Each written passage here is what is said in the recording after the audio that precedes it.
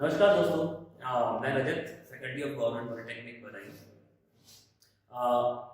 Corona virus का भारत में फैल जाने की वजह से सभी कॉलेजेस स्कूल सारे बंद हो गए हैं। तो गवर्नमेंट ने गाइडलाइन दी है कि जितने भी शिक्षण के कार्य हैं वो ऑनलाइन किए जा सकते हैं। तो इसी क्रम में हम लोग जो है आपके लिए ऑनलाइन लेक्चर्स लेके आए हैं और आज मैं आपको पढ़ाने वाला हूँ प्रेपोजिशन। प्रेपोजिशन शब्दों का या किसी शब्द का वह समूह या कोई एक शब्द जो किसी नाउन या प्रोनाउन के बारे में इंफॉर्मेशन प्रोवाइड करता है, प्रेपोजिशन कहलाता है। दोबारा से बात करते हैं। प्रेपोजिशन किसी भी नाउन या प्रोनाउन का किसी वर्ब से एक संबंध स्थापित करता है। मान लीजिए एक एग्जांपल लेते हैं।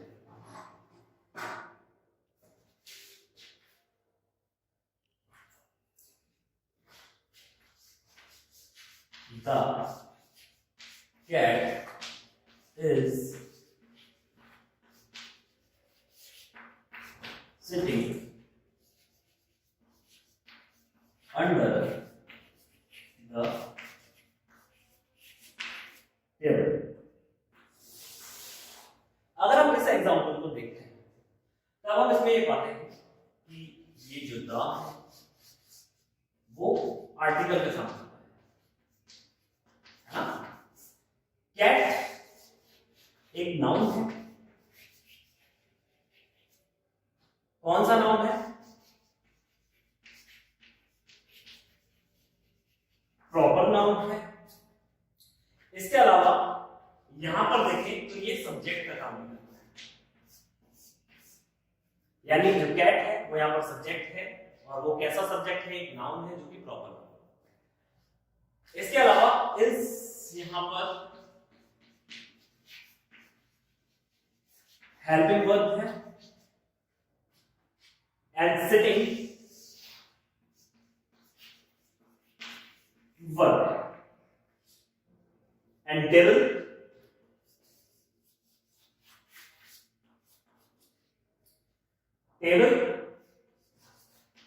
नाउन है। कौन सा नाउन है? प्रॉपर नाउन है। ओके, और यहां पर कैसा काम कर रहा है? ऑब्जेक्ट। द यहां पर फिर एक आर्टिकल है।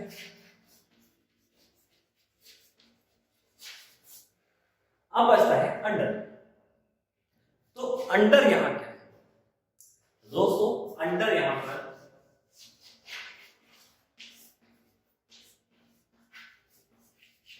प्रेपोजिशन है। अब देखते हैं कि प्रेपोजिशन किसी भी वाक्य में नाउन, प्रोनाउन और वर्ब को कैसे जोड़ता है या उसके बारे में आपको कैसे इंफॉर्मेशन देता है। फर्ज कीजिए यहां से आप प्रेपोजिशन को हटा दें। मान लीजिए मैंने प्रेपोजिशन को यहां से हटा दिया। अब इस वाक्य को पढ़िए। The cat is sitting at the table. It means there is no sense of the sentence. Sentence का किसी भी तरीके का कोई भी सेंस नहीं निकल रहा है क्योंकि the cat is sitting at the table यानी कोई भी मतलब नहीं बना। यानी हमें यहाँ पर महसूस हो रहा है कि इनके बीच में यानी सब्जेक्ट, वर्ब और ऑब्जेक्ट के बीच में संबंध स्थापित करने वाला, इनको जोड़ने वाला कुछ होना चाहिए। इसके बारे में कुछ इंफॉर्मेशन देने वाला होना चाहिए और वो इंफॉर्मेशन जो देगा, वो इंफॉर्मेशन जो प्रोवाइड कराएगा उसको ही हम बोलते हैं प्रेपोजिशन, यानी अंडर इस केस में। तो इससे आपको क्लियर हुआ होगा कि प्रेपोजिशन काम क्या करता है। प्रेपोजिशन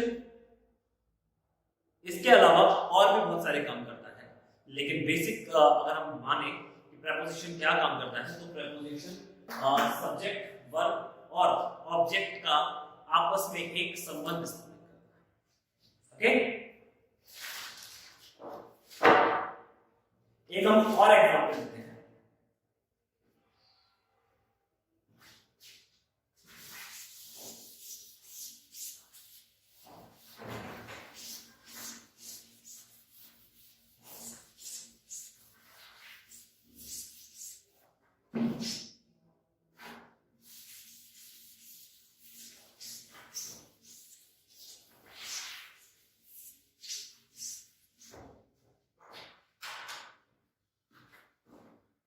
अगला एग्जांपल देखते हैं। We need a roof over us। इस सेंटेंस को ध्यान दें और इसको एनालाइज करते हैं कि ये वाक्य आपको क्या क्या बताता है। तो सबसे पहले हम देखेंगे यहां पर है क्या क्या। We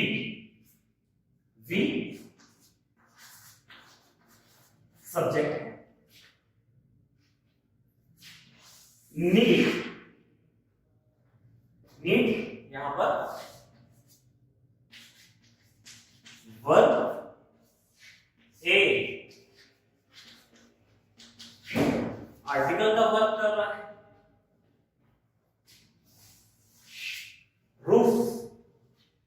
roof is a noun जो कि यहां पर ऑब्जेक्ट कर रहा है, ठीक है। और अस भी यहां पर ऑब्जेक्ट कर रहा है। दोबारा से हम देखते हैं और बचा यहां पर ओवर। ओवर यहां पर क्या काम कर रहा है? प्रेपोजिशन का काम कर रहा है। ओके, हम दोबारा से उसका टेस्ट करके देखते हैं। और टेस्ट हम कैसे करते हैं कि हम उसको मिटा कर देखते हैं कि हमारा सेंटेंस इसके बाद में हमसे क्या है। हमने इसको सपोज कीजिए हमने इसको हटा ओवर हटा। आप देखते हैं, इसको पढ़ते हैं। वी नीड अ रूफ अस। इसका कोई सेंस नहीं बन रहा। अगर हम इसको भी हटा दें, दूसरे ऑब्जेक्ट को भी हटा दें, तब यहां पर कुछ हमें मतलब बनता है, कुछ सेंस बनता है सेंटेंस का कि वी नीड अ रूफ। हमें एक छत की आवश्यकता है। लेकिन अगर हम यहां पर दूसरा ऑब्जेक्ट लगाते हैं, ठीक है, यानी इसका ऑब्जेक्टिव केस लेते हैं यहां पर अस, तो हमें इस अस का रिलेशन इस रूप से और इससे बनाना पड़ेगा। और इस रिलेशन को बनाता है प्रेपोजिशन, और इसको क्या बोलेंगे? ओवर। ठीक है, तो इस तरीके से प्रेपोजिशन हमारे किसी भी वाक्य में, किसी भी सेंटेंस में काम करता है। अब बहुत सारे तरीके के प्रेपोजिशन होते हैं और उसमें बहुत सारे कंफ्यूजिंग पेयर्स हैं। हम एक एक को बारी-बारी से डिस्कस करेंगे, पढ़ेंगे।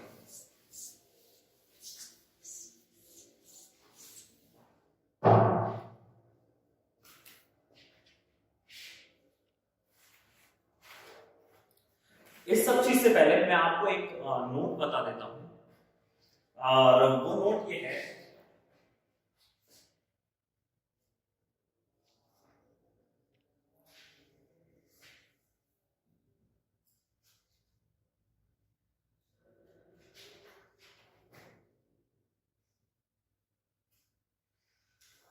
कि प्रेपोजिशन का जो यूज है वो कभी भी नाउन से पहले नहीं होगा और प्रोनाउन से पहले नहीं, ठीक है। जो प्रेपोजिशन का जो यूज है वो कभी भी नाउन से पहले नहीं होगा। कुछ केसेस बनते हैं, लेकिन जनरली हम ये कहते हैं कि जो जो प्रेपोजिशन है, प्रेपोजिशन का जो यूज है वो नाउन से पहले नहीं होता, ठीक है। अब हम देखते हैं कि हमारे पास कुछ कंफ्यूजिंग पेयर है। जब हम प्रेपोजिशन का यूज करते हैं तब बहुत सारे प्रेपोजिशन को हमें याद करना पड़ता है, किसका यूज कहां होता है। तो हम उसको एक कंफ्यूजिंग और एक रिलेटिंग पेयर के रूप में पढ़ेंगे। हम उनका एक जोड़ा बना लेंगे, एक पेयर बना लेंगे और उस हिसाब से उसको पढ़ेंगे, तो इससे थोड़ी सी पढ़ने में आसानी होगी। तो मैं आपको बताता हूं कि कुछ कंफ्यूजिंग पेयर्स कैसे होते हैं। सबसे पहला पेयर है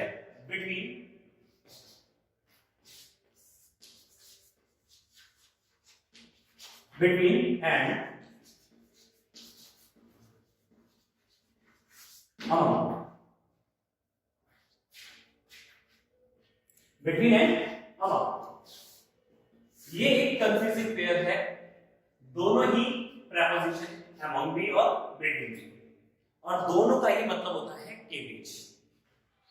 between और among दोनों का मतलब होता है के बीच, लेकिन इन दोनों का प्रयोग अलग अलग होता है, अलग अलग कंडीशन में।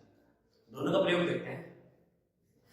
अगर कहीं पर दो चीजों के बीच में बंटवारा होता है, या दो चीजों की बात हो रही है कि वहां पर दो चीजों के बीच की बात हो रही है, दो चीजों की बात हो रही है, तब हमेशा हम हर कंडीशन में बिटवीन का यूज करेंगे। ओके, और अगर कहीं मोर देन टू, दो से ज्यादा लोग की बात हो रही है, तब हम अमंग का यूज करेंगे। इसका एक हम एग्जांपल देखते हैं।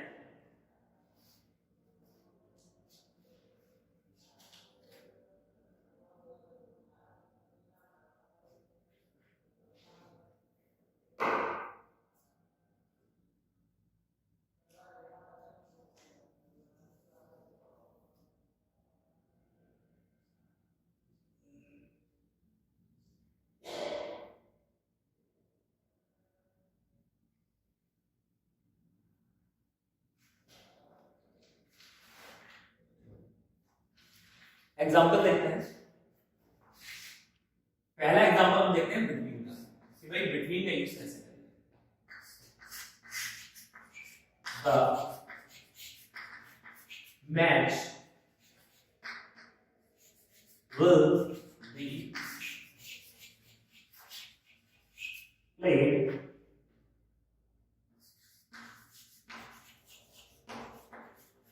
between India and Pak.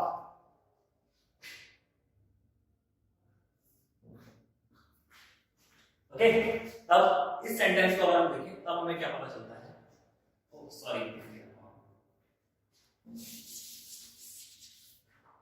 Between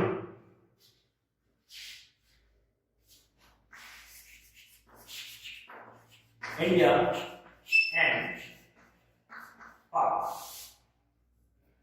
अगर हम इस सेंटेंस में गौर करें तब हम देखते हैं कि कोई भी क्रिकेट मैच हो, फुटबॉल मैच हो, कोई भी मैच हो इस तरीके का जहां पर दो टीमें खेलेंगी, वहां पर हम लोगों ने देखिए क्या यूज किया है, बिटवीन।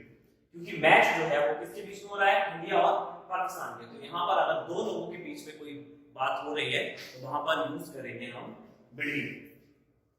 अब एक एग्जांपल देखते हैं अमंग का, कि भाई अमंग का यूज कैसे करेंगे।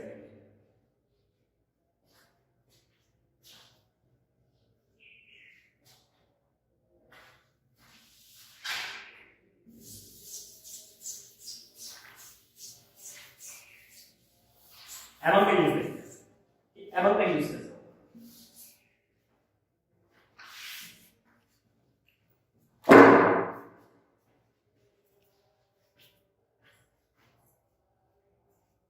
एमन का एग्जांपल है the 9 rows were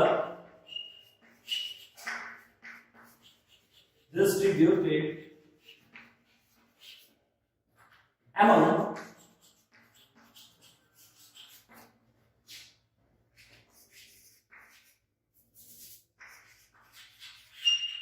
beggars. Okay, तब इस सेंटेंस में अगर हम देखें कि आमों का जो वितरण है, जो बंटवारा है, वो भिखारियों के बीच किया गया। तो यहां पर जो भिखारी है वो मोर देन 2 है। मोर देन 2 भिखारी होने की वजह से, या जो बेगर्स हैं उनकी संख्या मोर देन 2 है, 2 से ज्यादा है, इसलिए यहां पर जो है among का यूज किया गया। यानी जब दो लोगों का के बीच की कोई बात होगी तब वहां पे बिटवीन, और अगर 2 से ज्यादा लोगों की बात हो रही है तो वहां पर among का यूज करते हैं।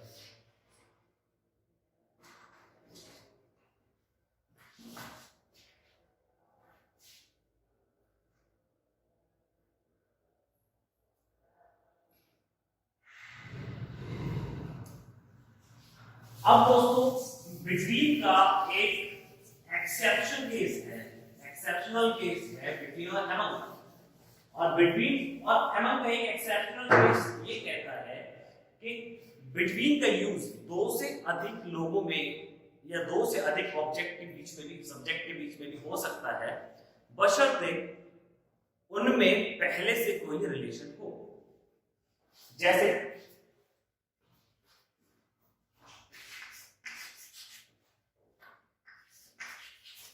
there is a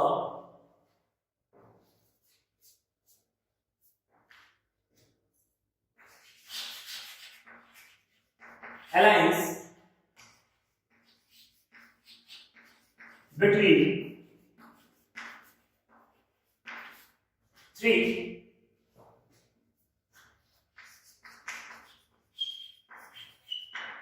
European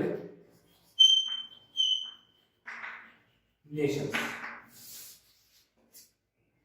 यानी तीन यूरोपियन नेशन के बीच में कोई अलायंस, कोई समझौता हुआ है। तो इस कंडीशन में देखिए यहां पर हम लोगों ने बिटवीन का यूज किया है। वो इसलिए किया है कि जो तीनों देश हैं उन तीनों देशों का एक संबंध है जो कि कौन से नेशन है, यूरोपियन नेशन। तीनों देश जो यूरोप के थे यानी वो पहले से किसी रिलेशन में थे, अब उनके बारे में अगर कोई बात हो रही है तो उस कंडीशन में हम बिटवीन का यूज कर सकते हैं।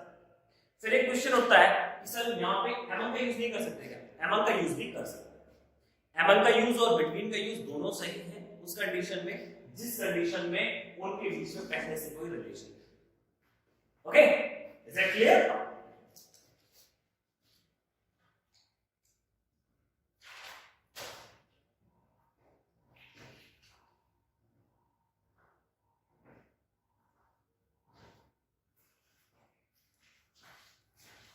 अब एक छोटा सा रूल आप पढ़िए, वो इसी में मैं आपको दिखा दूंगा, इसी में आप जो है पढ़ सकते हैं। हमेशा याद रखिए बिटवीन के बाद जब भी कोई नाउन या प्रोनाउन यूज होगी वो प्लूरल यूज होगी। कैसे यूज होगी? प्लूरल यूज होगी। अगर मैं बोर्ड को साफ करके आपको यही से इसी एग्जांपल से क्लियर करूं तब आप इसको देख सकते हैं।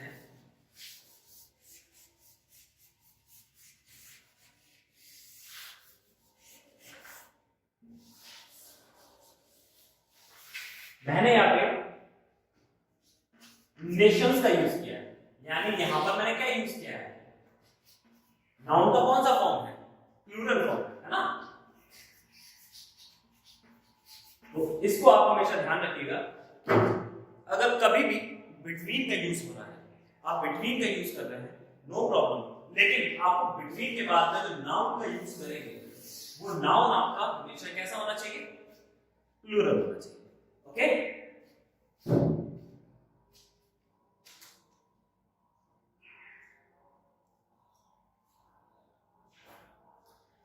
ये कहां एक हमारा कंफ्यूजिंग पेयर के भाई बिटवीन और एमन, ये दोनों में बच्चों में कंफ्यूजन रहता है कि बिटवीन का यूज कहां करेंगे और एमन का यूज कहां करेंगे और इसके साथ साथ क्या सावधानी रखेंगे। इसके अलावा हमारे पास एक और कंफ्यूजिंग पेयर है, वो है beside and besides. Beside and beside का भी अपना अलग कंफ्यूजिंग पेयर है और इनके बीच में कंफ्यूजन रहता है।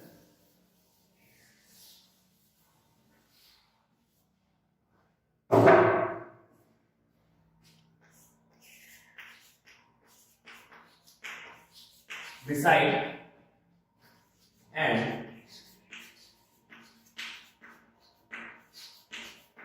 besides, beside और beside के बीच में एक कंफ्यूजिंग पेयर बनता है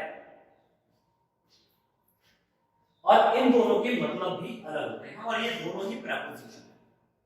ये दोनों ही प्रेपोजिशन है बट इनके जो अर्थ है बिटवीन और एमम में दोनों के अर्थ सेम निकल रहा था के बीच में, लेकिन यहां पर इन दोनों का अर्थ अलग अलग है, बिसाइड और बिसाइड्स का। और ये दोनों के दोनों प्रेपोजिशन है। बिसाइड का मतलब होता है के बगल में,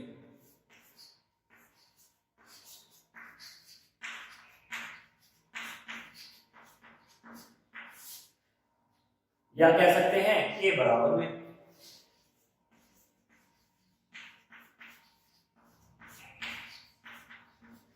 वही बिसाइड्स का जो मतलब होता है उसका मतलब होता है के अतिरिक्त,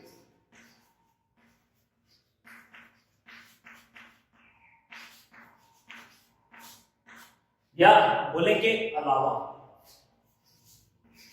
के अलावा। ओके, तो इन दोनों का मतलब अलग अलग निकलता है। इसको हम एक छोटा सा एग्जांपल लेकर के देखते हैं।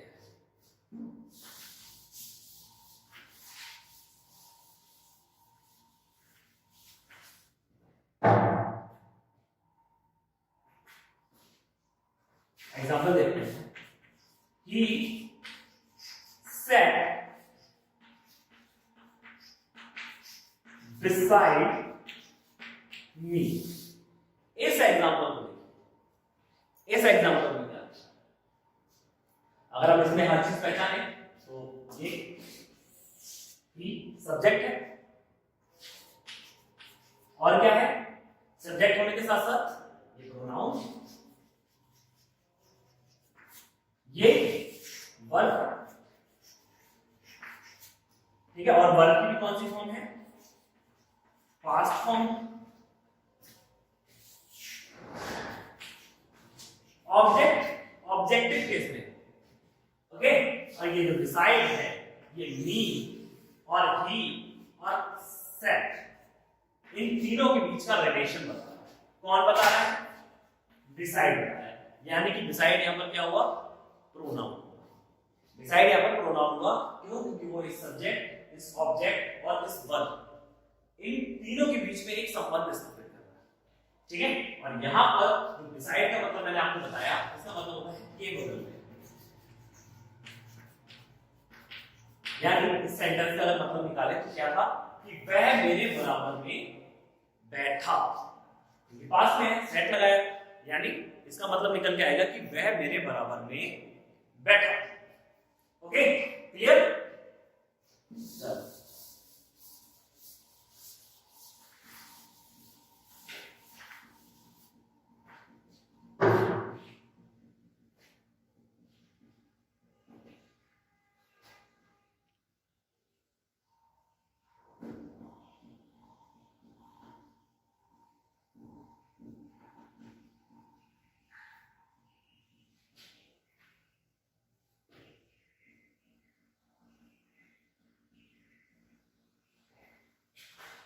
अब बात करते हैं डिसाइड्स। डिसाइड्स का एग्जांपल, डिसाइड्स को एग्जांपल से समझते हैं। Decides his children,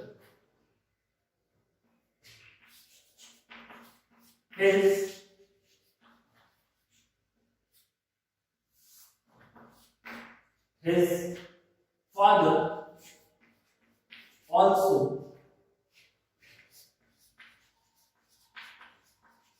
present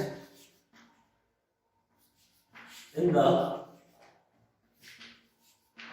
celebration ceremony.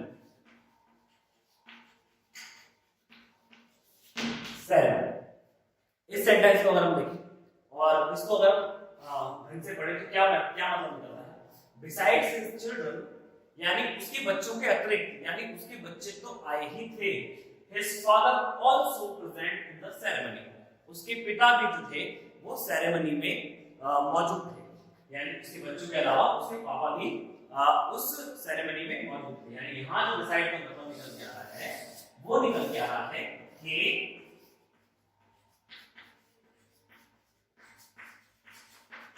अतिरिक्त।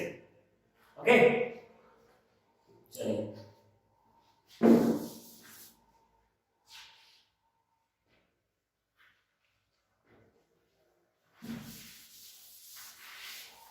इसके अलावा प्रेपोजिशन में एक और कंफ्यूजिंग पेयर यूज होता है, वो है सिंस और फॉर।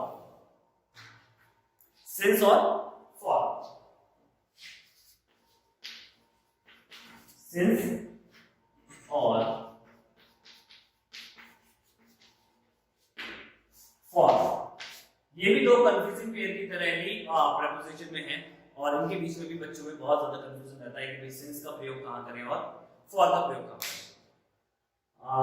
देखिए बच्चों, ये दोनों ही समय को प्रदर्शित करते हैं, दोनों ही प्रेपोजिशन जो है वो समय के बारे में जानकारी देते हैं, यानी ये दोनों के दोनों जो है वो इंडिकेटर है, किसके, टाइम के इंडिकेटर है, ठीक है। बस इनमें छोटी सी चीज पहचानने वाली है, सिंस होता है, सिंस में हमें शुरुआती समय दिया होता है लेकिन अंतिम समय दिया नहीं होता, यानी जब कभी भी हमारा शुरुआती समय दिया हो,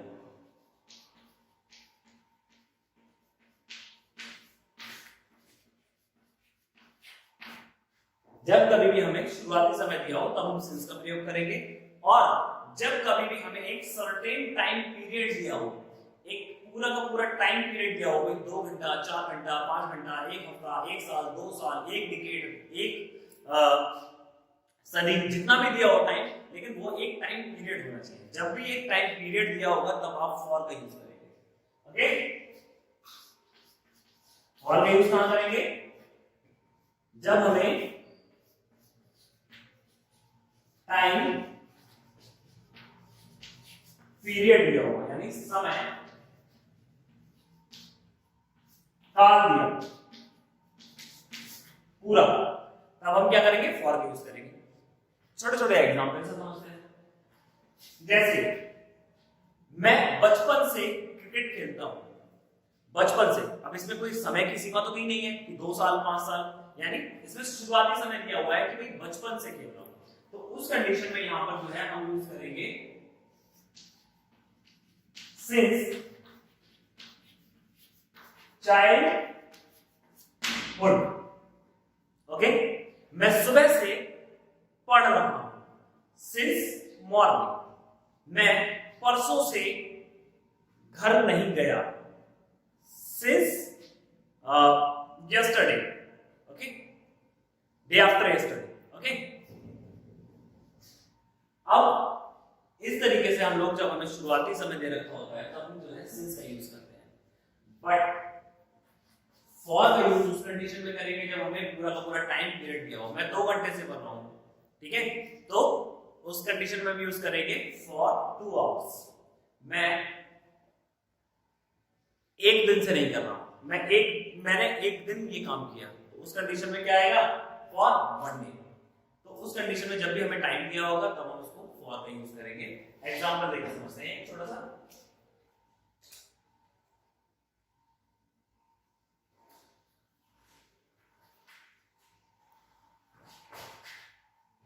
पहले और क्या फॉर का एग्जांपल देते हैं।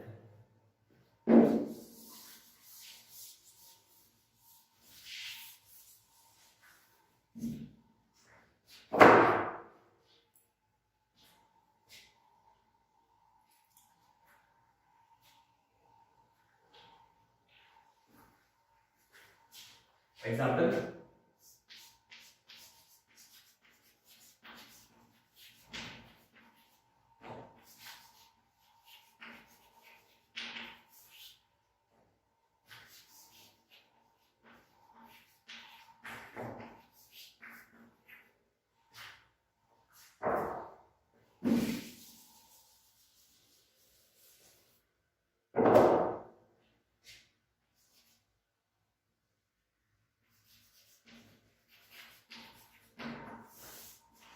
ऐसा होता तो नहीं है कि कोई आदमी 1 महीने से कुछ ना खाए, लेकिन फिर भी एग्जांपल में हम देखते हैं, मैंने 1 महीने से कुछ नहीं खाया।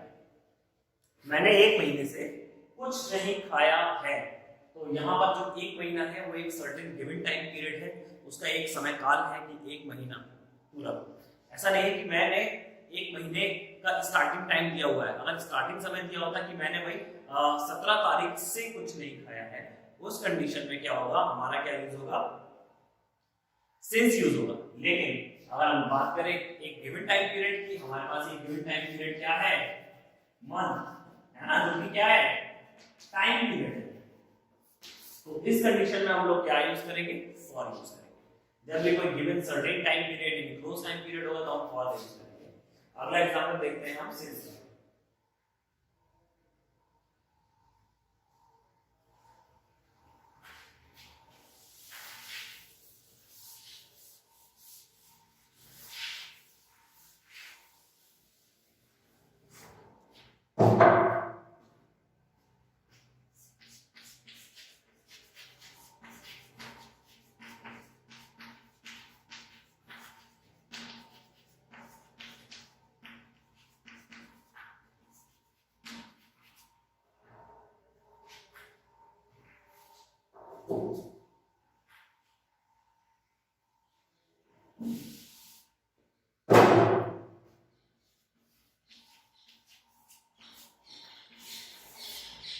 इस एग्जांपल को हम इस एग्जांपल में हमें क्या क्या दे रखा है?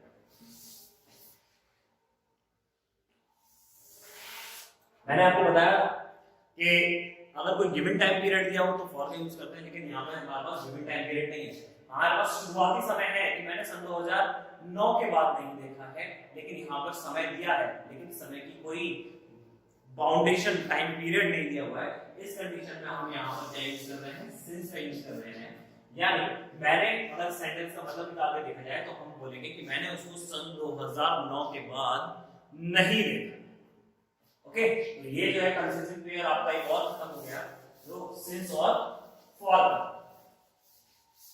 ये यूं कहें कि आपने सिंस और फॉर का एक यूज जो है सीखा। इसके अलावा हमारे पास और कंफ्यूजिंग पेयर है,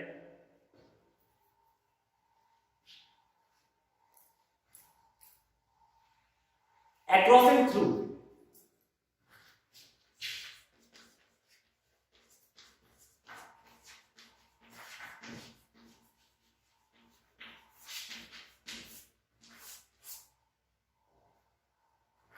across and through ये भी एक कंफ्यूजिंग पेयर की तरह है, ठीक है। दोनों का मतलब होता है गुजरना, पार करना। दोनों का ही मतलब होता है एक तरफ से दूसरी तरफ। ओके, लेकिन इनके बीच में थोड़ा सा अंतर है।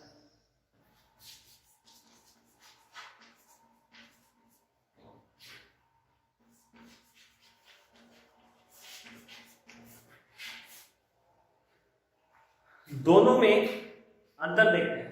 अक्रॉस का मतलब होता है एक तरफ से दूसरी तरफ। वही थ्रू का मतलब होता है एक तरफ से दूसरी तरफ बट के द्वारा। यहां पे एक तरफ से दूसरी तरफ सेंस निकलता है, लेकिन उसके साथ साथ एक और सेंस निकलता है कि के द्वारा। ठीक है, एग्जांपल से समझते हैं। अगर कोई चीज किसी टनल के थ्रू जा रही है या किसी के अंदर से उतर के गुजर रही है, उस कंडीशन में हम थ्रू का यूज करते हैं। और अगर कोई चीज किसी खुली चीज के थ्रू जा रही है, जहां पर वो कोई भी चीज अंदर नहीं दबी हुई है, वो नॉर्मली क्रॉस कर रही है, तो वहां पर यूज करेंगे हम अक्रॉस। लेकिन अगर कोई चीज किसी बंद टनल या किसी बंद मैसेज, किसी बंद लिफाफे के थ्रू जा रही है, तो हम उसको थ्रू बोलते हैं। जैसे message pass through the particular guy, किसी पर्टिकुलर आदमी के द्वारा मैसेज पास किया गया, या message will be pass through the media. तो मीडिया के द्वारा जो है वो मैसेज पास किया गया। तो मीडिया ने जो मैसेज पास किया उसने वाहक का काम किया, उसके द्वारा पार हुआ, उसके अंदर, यानी उसने पहले इंफॉर्मेशन को सुना, ठीक है, और सुनने के बाद में दूसरी तरफ से उसने जो है उसको सुनाया मुझे। तो ये इतनी देर तक इंफॉर्मेशन उस व्यक्ति के अंदर रही, इसलिए हम वहां पे यूज करते हैं थ्रू। अक्रॉस का मतलब होता है ओनली क्रॉस, एक जगह से दूसरी जगह सीधे पार करना। एक एग्जांपल देते हैं, समझते हैं।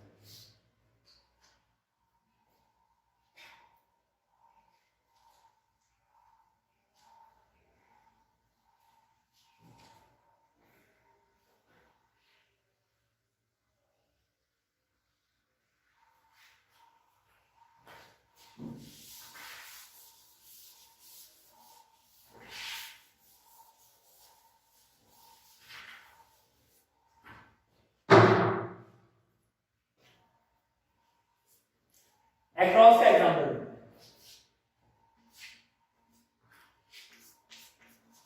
he is waiting for me across the road।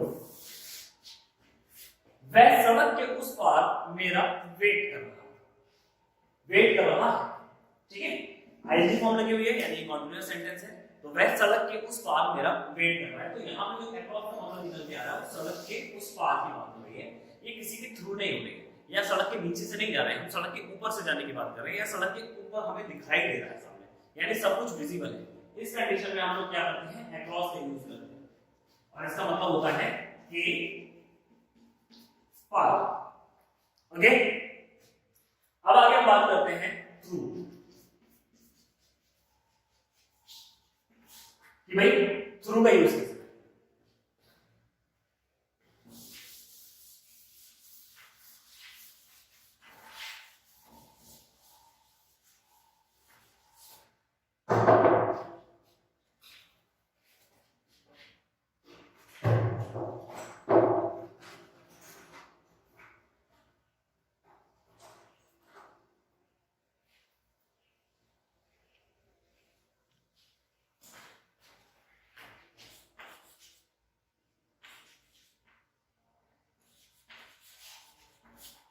Through, इसका एक एग्जांपल लेके देखते हैं।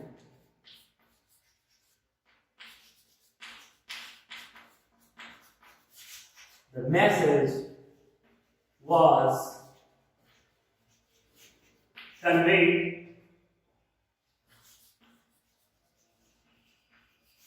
through her. मैसेज उसके द्वारा भेजा गया। कन्वे का मतलब होता है पहुंचाना, भेजना, ट्रैवल करना, एक स्थान से दूसरे स्थान तक पहुंचाना, उसको बोलते हैं कन्वे। ठीक है, कन्वे कई सेंस में यूज होता है, लेकिन यहाँ जो कन्वे हो रहा है वो हो रहा है इंफॉर्मेशन का एक स्थान से दूसरे स्थान तक जाना, यानी the message was conveyed through her, उसके द्वारा मैसेज भेजा गया। तो यहाँ पर जो है थ्रू का जो मीनिंग निकल के आ रहा है, इसका मतलब भी आ रहा है के पार, ठीक है, या के द्वारा। लेकिन हमने जब उसको मैसेज बताया तब मैसेज उसने कुछ समय तक अपने पास रखा और जहां पर जाकर उसे बताना था वहां पर उसने बताया, यानी कि मैसेज जो है वो उसके द्वारा दिया तो जा रहा है, लेकिन जब कुछ समय तक मैसेज को उसने अपने पास रखा, यानी मैसेज में दिखाई नहीं दिया, उसके अंदर था, यानी मैसेज उसके थ्रू पास हुआ। Okay, is it clear? एक और एग्जांपल देता हूं, थ्रू वाला थोड़ा सा आपको क्लियर होगा, थ्रू में ज्यादा कंफ्यूजन रहता है।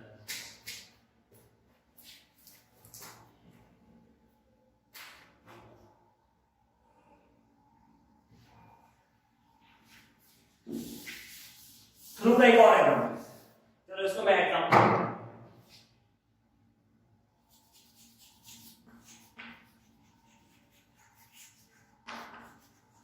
ओके, इसके बाद में थ्रू का एक और एग्जांपल देखते हैं। यहाँ पे जो कन्वे होने की बात हो रही थी वो किसी बात हो रही थी मैसेज की। मैसेज क्या होता है? एक इंफॉर्मेशन होती है।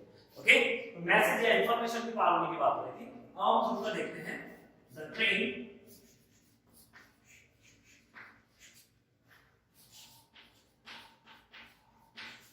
passed through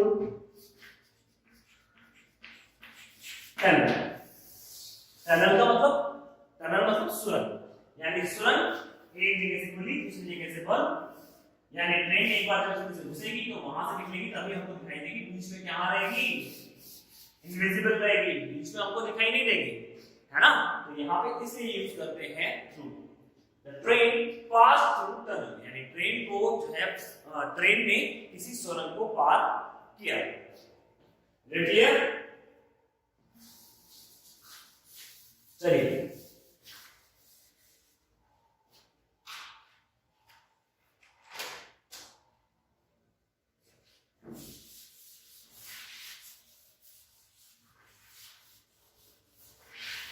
एक और प्रीपोजिशन के पेयर की बात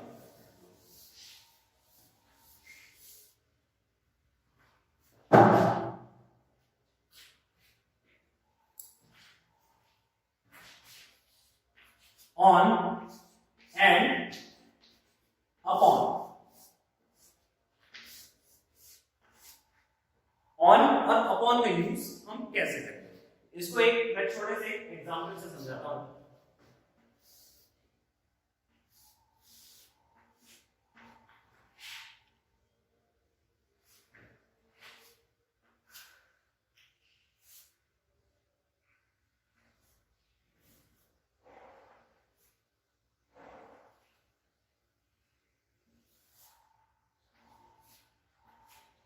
मान लीजिए कोई टेबल रखा हुआ है, ओके, ये उसका सरफेस,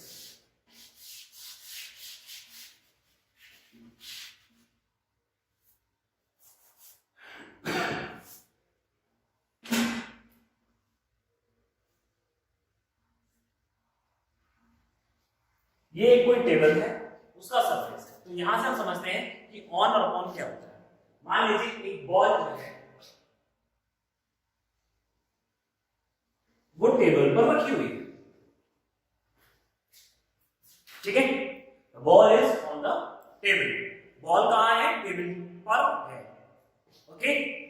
लेकिन अगर इस बॉल को ऊपर से कहीं से फेंकते हैं, मान लीजिए ये गिर रही है, धीरे धीरे धीरे धीरे बॉल यहां पर आकर गिर रही है, तो इस कंडीशन में क्या यूज करेंगे? अपॉन। एक बार दोबारा से समझिए, अगर कोई चीज स्थिर अवस्था में किसी सरफेस पर या किसी सतह पर रखी हुई है, स्थिर अवस्था में, हिल नहीं रही है, मूव नहीं कर रही है, रखी हुई है, उस समय हम यूज करेंगे ऑन। यानी इस वाले केस में हम क्या करेंगे? ऑन का यूज करेंगे। लेकिन अगर कोई वस्तु किसी सरफेस पर ऊपर से गिर रही है, उसमें ऊपर से लेट डाउन हो रही है, ऊपर से आ रही है, उस कंडीशन में हम यूज करते हैं क्या? अपॉन। ओके, इसका एक एग्जांपल लेकर समझते हैं, तो हमको ज्यादा अच्छे से क्लियर होगा।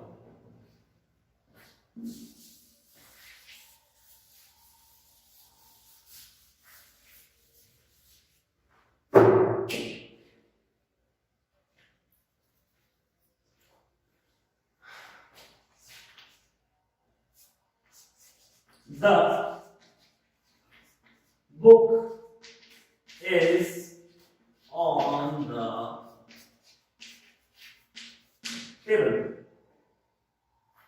यानी जो किताब है वो टेबल पर है, book is on the table, किताब टेबल पर रखी हुई है या टेबल पर है। वहीं अगर हम ऑन का एग्जांपल देखते हैं, तो हम देखते हैं the cat is jumping upon the table, यानी बिल्ली टेबल पर कूद रही है। ये ऑन और ये अपॉन, इन दोनों में मोशन का डिफरेंस है। इन दोनों में, दोनों का मतलब होता है के ऊपर, लेकिन हिंदी में अगर मतलब देखेंगे तो दोनों का मतलब क्या आता है? के ऊपर। यहां का मतलब भी क्या आएगा? के ऊपर, और अपॉन का मतलब भी क्या आएगा? के ऊपर। बट अगर हम बोलें कि इनके बीच में डिफरेंस क्या है, तो इन दोनों के बीच में जो डिफरेंस है वो मोशन का है। एक चीज स्थिर अवस्था में रखी होती है और दूसरी अपॉन के केस में अगर हम बात करें तो वहां पर ऊपर से लेट डाउन होती है, ऊपर से मोशन में आकर के गिरती है। ये डिफरेंस है आपका ऑन और अपॉन के बीच में।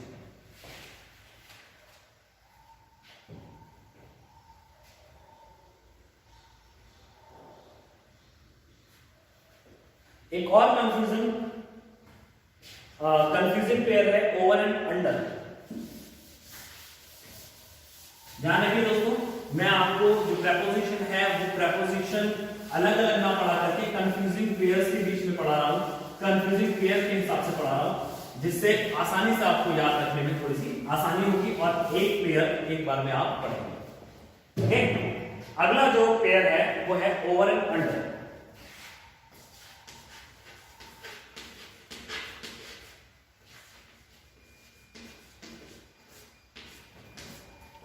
ओवर और अंडर के केस में अगर हम देखें तब इसको भी हम एक टेबल वाले एग्जांपल से देखते हैं या एक फैन वाले एग्जांपल से देखते हैं। मान लीजिए ये एक फैन है और ये एक, वापस से हम लोग टेबल बनाते हैं।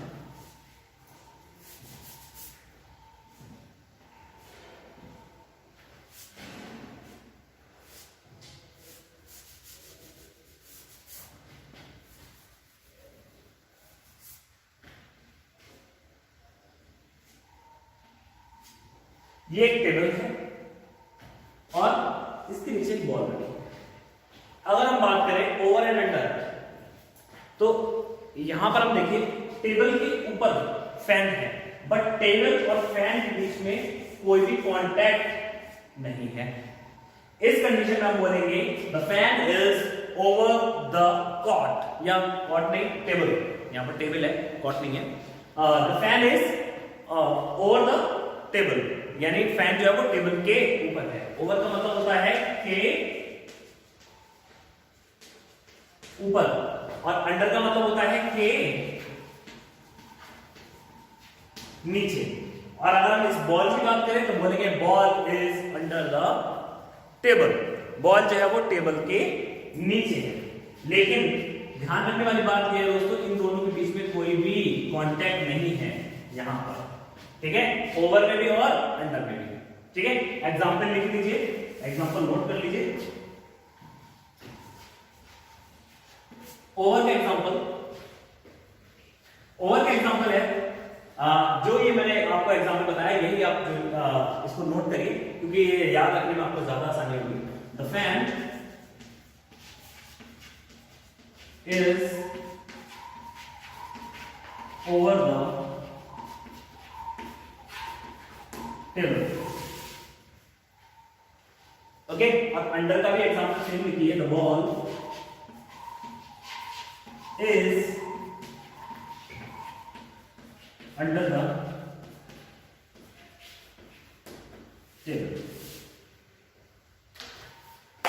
दोस्तों आज का लेक्चर प्रेपोजिशन हम लोग यही विराम करते हैं। अगले लेक्चर में इस लेक्चर को हम आगे बढ़ाएंगे, कंटिन्यू करेंगे।